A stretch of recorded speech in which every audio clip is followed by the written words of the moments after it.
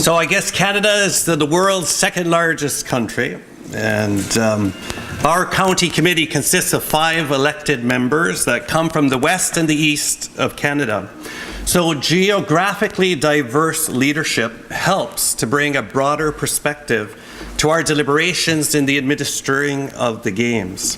So our unit chooses to split the task of a development officer between all of the 5 officers of the county in order for us to be close to our 3 divisions.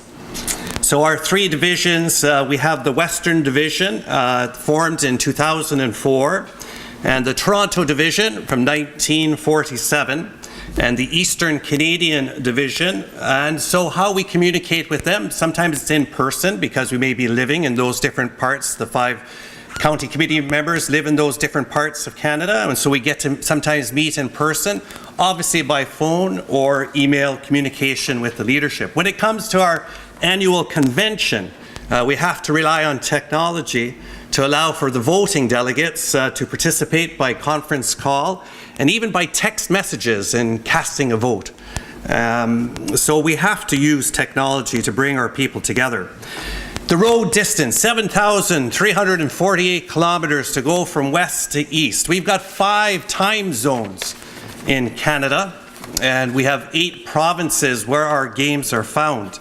So in the red you see the Western Division of British Columbia, Alberta and Saskatchewan, and you will meet players from Alberta and Saskatchewan here at the World Games. Then in Ontario, Toronto, we have the youth, the Chieftains, hurling, camogie, and football there in the middle of the Toronto Division. And this week you will meet players from the Toronto camogie team.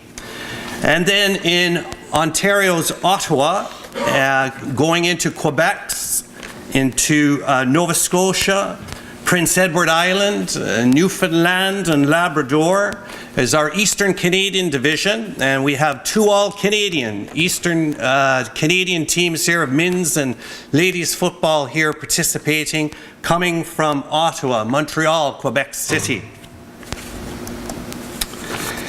So no doubt ensuring connections and overcoming divides do not happen on their own. And we know that the planning, the logistics and the dedication that overcomes the challenges is what has helped grow the GAA in Canada.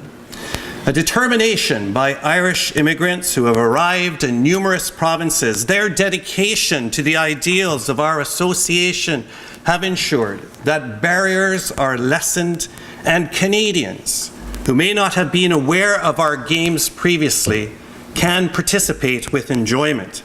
Our partnerships, the Department of Foreign Affairs, the GAA, Canada's twinning with the Ulster Provincial Council, the Ladies Gaelic Football Association, and the Camogie Association.